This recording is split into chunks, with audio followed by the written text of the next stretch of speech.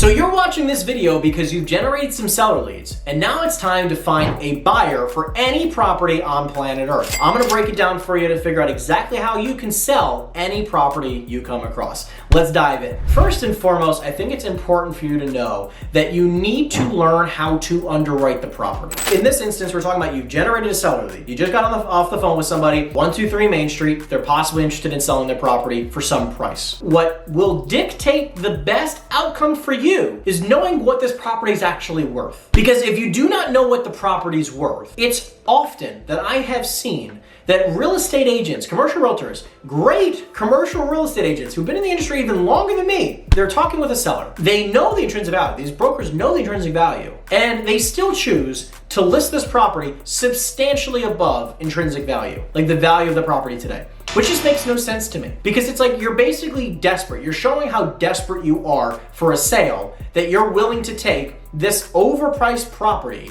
and put it on the market, take your time, energy, and effort, and your money, right? Because you got to pay to advertise it, you got to pay for the softwares and whatever to list it, to try to sell a property that the seller doesn't even want to sell. We're going to talk about understanding the value, but more importantly than anything is making sure you're actually spending time with sellers who actually want to sell the property. If a seller is trying to sell a property at 10, 20, 30% or more over market value, which, by the way, if you called me up right now on some of my properties, you do my script that I call everybody else and say like, hey, would you consider, would you be totally against selling your property? And I said, yeah, sure, I'm open to selling it. I would give you a price that's probably somewhere between 10% and 30% over market value. Do you know why? Because I don't want to sell my properties. And if you're gonna give me a great price, sure, I'll sell it. But this is what a lot of real estate agents do.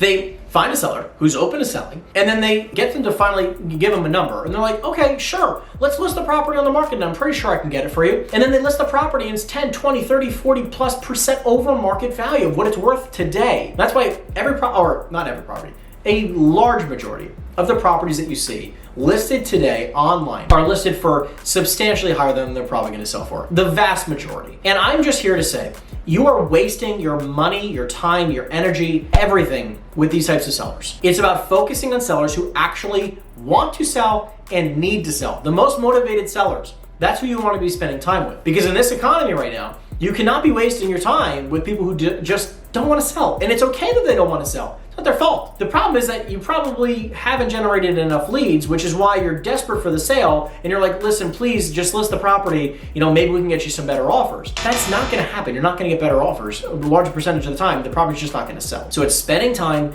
with motivated sellers and in understanding the intrinsic value of what the property is worth today. Now, how do you understand what the property is worth today? Well, obviously you can watch some of my underwriting videos. I've taught, teach exactly how to underwrite properties, but it's important to gather the most amount of information possible from those sellers. Ask the right questions, which in the script, you can download my script book for free in the description down below, exactly the same questions that I would ask. You're then gonna take that information, learn how to underwrite the properties like we talked about, and then you're gonna come up with an intrinsic value of what it's worth today, given the current circumstances. Now, you're not gonna sell this property or you're not gonna value this property at a Performa value. Performa means future value, after it's repaired, after it's in its highest and best conditions, right? You've renovated it, you've increased the rents, right? And now it's as beautiful as it can be. After you polished off this ugly apple. That's not what we're talking about. We're not talking about selling the property at Performa value, okay? By the way, real estate agents, stop doing that. Try to explain to sellers that we're trying to, it's being sold at today's value. Of course, it might have intrinsic value down the road, and there might be a higher and better value down the road once it's renovated, cleaned up, rented for more money. Of course it will be. But that's for the next person to unlock. That's not for the seller unless they want to spend that money, time, energy, and effort doing so. You're not going to sell it on Performa value. Stop trying to do that. You're not going to do that in this market. You're going to sell it at what it's worth today, and that's it. You might even end up selling it at slightly less than what it's worth today if you do not do the following. Let's just say you have a seller who's motivated, ready to sell. Okay, they're very interested in selling. You've underwritten the property and they're willing to sell the property at a fair price. And what you're doing now, you just don't have the buyers. Okay, so that's what we're gonna focus on. The rest of this video is gonna be just about how to find a buyer for just about any property you come across. First thing that I would do is that I go through my tiered system. And my tiered system looks like the following. First thing is that I look at this property from the lens of an investor. That's always the first thing I'm gonna do. What is my returns gonna look like? How much renovations and work does this need? How much below market value can I get this property for? And what is my upside? So let's say I go through this lens of an investor and I see that this property, based on the current price that the seller has basically said they're willing to sell it for, and my underwriting, it's gonna be selling for $1 million. But it can be worth 1.5 million if I spend some time, money, energy, effort renovating the property, increasing rents, just for really quick, simple purposes. It's gonna take, let's just say, over $100,000 in work to get there. It's gonna take some time, energy, and effort to lease the property up and get there to 1.5 after my closing costs. I'm gonna invest, let's say, several $100,000 in a down payment, $100,000 or more in renovations, and I'm gonna sell it for 1.5 after closing costs. I'm maybe gonna make a few $100,000. Let's just say that my return is only gonna be, let's just say, 15% internal rate of return, my IRR on $1 million. What I do here is I play with the deal and I say, okay, where would my returns be if I wanted to get a 30% internal rate of return? And let's just say for this example, I'd have to buy the property at $700,000. If I bought it for 700 grand, I put in 100 grand or so, and I can sell it for 1.5, I'll make 30% on my money over the course of the time that I hold the property. Between when I purchase it, when I sell it, I would earn an internal rate of return of 30% at 700 grand. I would make an offer at $700,000 to the seller in my name at no commission. And I offer that price. And what I'm doing here is I'm gauging the seller. Maybe the seller's open to selling the property at $700,000. I present the offer and I see where their head's at. And they say, like, some of them have said yes, by the way, to that. I've offered that price as an example, the same relativity to that type of deal, and they've said yes. And then I buy a great deal and we make fantastic returns for myself and for my investors. Happens quite frequently. Right? This is why we just raised a major fund to raise tens of millions of dollars to buy more commercial real estate, because we're finding these opportunities. But let's just say that the seller says absolutely no way. Very common, by the way. We get this all the time. We offer 700 grand or whatever the 30% internal rate of return is, and they say no. I try to get a counter of some sort from them. And some of them say, I want $1 million, right? They don't counter at any price lower than what they had told me before. And some of them, maybe there's a little bit of wiggle room. Now let's just say that they come back to me. Let's go to the next tier. The next tier after investor, let's just say that they don't want to sell it for 700 grand, so it doesn't make sense for me to invest in it. Let's say they counter me at, let's say, 800. Okay, my internal rate of return is gonna be like 20%. Still a decent return. What I will do is that I will probably wholesale this deal. I will look at this property and I will figure out if there's enough room between what I can lock it up for, possibly 800,000 in this instance, right? Let's say he counters me and says, I need at least 800,000 in my pocket. Okay, great. I will look and I will speak to a few investors that I do a lot of business with.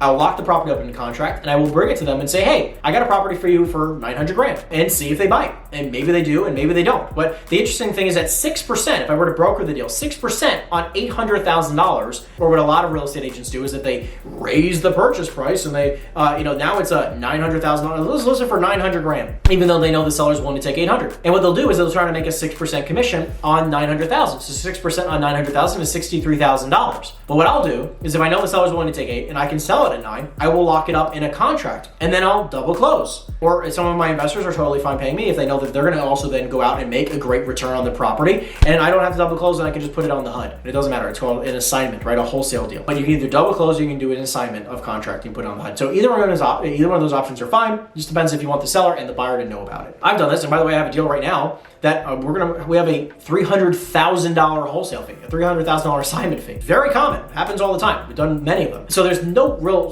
size that you can't achieve when you're doing the wholesale deal. But this is like, hey, the deal doesn't make sense for me to buy it and get my investors' returns, but it does make sense for me to try to make a fee so I can sell it to another investor who might be willing to take a little bit less returns because maybe they want to buy it for themselves. They're a mom and pop purchaser. They have a few, they have a few properties they just want to add to their portfolio, and they're okay making good returns, right? Like my specialty is to vet these deals out for my investors. I can then lock in a contract for 800, flip it for 900, and so instead of making 63 grand or 6%, I can make 100. Let's just go one tier lower. Now let's just say they just countered and say, look, I need $1 million.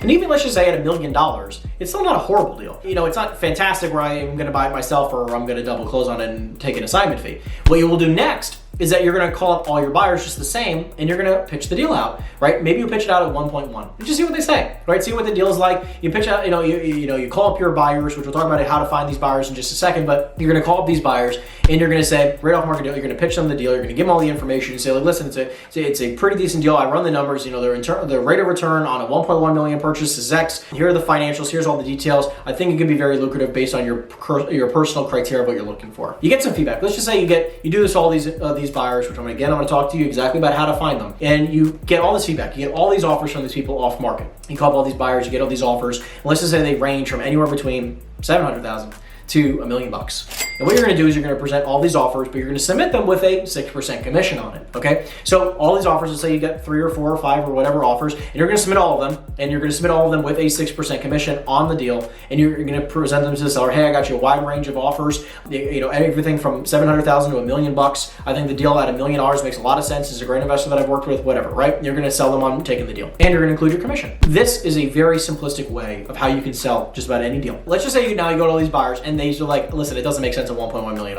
And you say like, listen, just make me an offer. And every single one of them is between like 700 and 800 grand, maybe 900 grand. What is that telling you about the property? If you pitch it to all these buyers and they all say the same thing, it's only worth between 700 and 900 grand. Well, then now you gotta get the seller down. And I would still present that offer right away. I would still present all those offers and try to negotiate with the seller, get them down in price. Because clearly the price they're looking for, $1 million, doesn't make sense at that point. So let's just say, give you the last example, because we're gonna talk about exactly how to find buyers. Let's just say you presented this deal to a couple of your buyers, and none of your buyers are interested. They won't even give you an offer. What you've done is that you've underwritten the deal, and you know the property intrinsically is probably worth, about $700,000 to yourself, right? About 30% internal rate of return. You've offered them 700 grand. They're not budging off the $1 million. They're like, I want $1 million net to me even. They say they want $1 million net to seller after commissions, let's say, not closing costs and everything. Let's talk about how to find a buyer. So let's talk about the process that we have to go out and find a buyer for every property. Number one, you're gonna take the property as the subject property. You're gonna do a radius search on Reonomy, and you're gonna find all of the properties that have traded in the last 6 to 12 months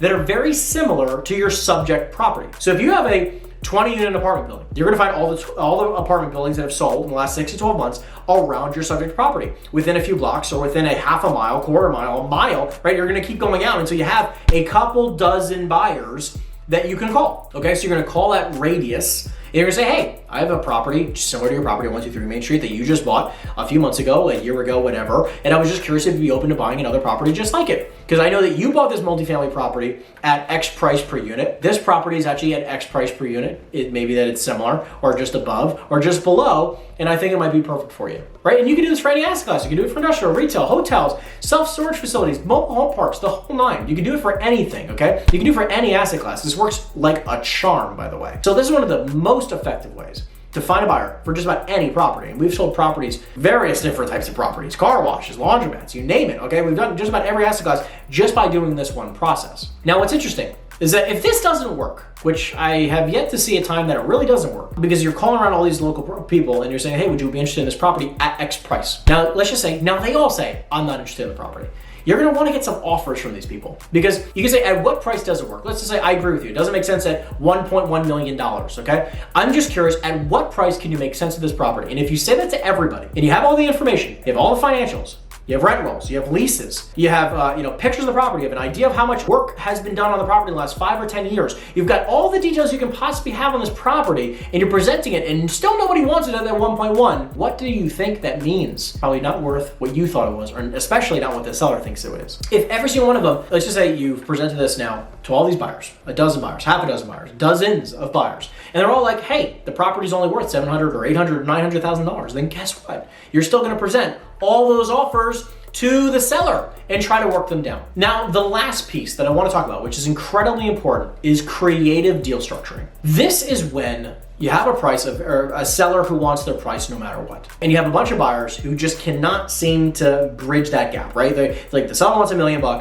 net to them, and you have a bunch of buyers who are between $700,000, $800,000, $900,000, and you just can't bridge that gap. Let's talk about creative deal structuring. What you're gonna do is that you're gonna talk to the seller and say, hey, every single one of our offers from very seasoned local buyers who have the money, these are people who are probably gonna buy, with almost without a shadow of a doubt, the people who are going to buy your property, whether it's now or in 20 years from today, I'm talking to those people right now, and every single one of them is between $700,000 and $900,000, but, which again, you've declined, but I have an idea. Would you be totally against taking payments over time? And you can ask them and see if they'd be open to seller financing, or doing a possible JV partnership, or something called a novation contract. If you can get them to agree to possibly some creative financing structures, where you can even say like, hey, would you be open to taking possibly seller financing? Even let's just say they have a loan on it. Like, well, I have a loan on my property for $600,000, so no, I can't do seller financing. I understand. Would you be open to doing seller financing in a possible second position? Or let's just say, how much money do you actually need out of this property at closing no matter what. He's like, well, I need at least $250,000 clean in my pocket. What I'm hearing you say, because you have a $600,000 loan, you want $250,000 minimum in your pocket, but you like $1 million. What you're trying to do is you're trying to get, because that's about where he's going to be after closing costs, roughly. Okay, maybe he nets out $350,000 at most, right? I mean, that's we're getting there, right? What's interesting here, if I could structure a deal where you walk away with $250,000 net in your pocket, would you be open to possible creative financing, right? Where you possibly take the rest of it over payments over time. Maybe you take it when they sell the property or when they refinance the property. Would you be open to that? And a lot of sellers, you'd be surprised, especially the ones who are motivated, are very, very open to this idea. But it's just about how you present it. It's just like, hey, in order to get you the best price possible, because I presented a bunch of offers, which you said you were interested in, and this is from the people who are gonna buy your property, whether it's now or in 20 years from now. These are the seasoned, experienced, local investors who are gonna buy your property, who like your property, know your property, no matter what, whenever you sell it, they're gonna be the ones who buy it. So they're telling us this is where the intrinsic value is. But if you're stuck on your number, and there's a lot of sellers who are, the only way to get there is if you're willing to take payments over time, or if you're willing to get creative. Okay, and you can offer them, and you can talk to the buyers, hey, if we had to give the seller a net of X, how much money could you put down if the seller was willing to do seller financing? How much money could you, if you had a deal structure, and we could do as much creative financing as you like, right? If we could do some seller financing in a second position, we can get a, hypothetically, you get a loan in first position, you get the sellers want to take a second position note, or the sellers willing to do seller financing, or maybe they're willing to do a novation contract where you can just kind of take over payments, right? And they just want to be paid out over time, or hypothetically, you can even structure it as a JV where we can buy in ownership, and like if the seller just wants $250,000 or maybe $300,000 net in their pocket, fine, we'll give you $300,000 and you're going to own, 5% of the property still, and you get paid out over time, and we just want to be able to buy the property at $700,000. We don't care. As long as you want $300,000, no, it's no problem. We'll give you $300,000. You work it out, and obviously it depends on how much money how much the loan is, and all these other things. Like in that last example, you have to really understand how to break down the numbers where it makes sense to everybody. Because if the property's got a loan on it, and the seller really needs to net a certain amount of money in order to walk away, you have to learn the creative financing structures where you can pay out a seller over a longer period of time, or hey, if, again, we need to buy it at $700,000. However, we're willing to give you X amount of money up front, and we'll pay out the rest of it over time. So instead of, you might get a little less than the $250,000 you want day one, but maybe, if you're willing to take $100,000 day one, and we can pay you $400,000 over time, would you be open to that, right? And maybe that works. And maybe that doesn't, right? It just depends, right? Like on what the buyers really want to do, how much money, they're going to make over time, what the internal rates of return are. Because if you really understand that intrinsically, what the returns are, you can actually break it down to the smallest little changes, in minute additions or changes. Like if the rent gets to here, or if we can lower the expenses here, or if the sellers want to do seller financing to this extent at this interest rate over this term, you're able to make deals happen when other brokers are struggling to make deals happen. Anyways, I hope you guys enjoyed this session. This is exactly what my team has done to close over $500 million worth of commercial real estate transactions. Hope you guys enjoyed this content. I love putting it out there. If you guys have any questions, make sure you put it in the comment section down below, and I'll see you guys in the next video. Take care, everyone.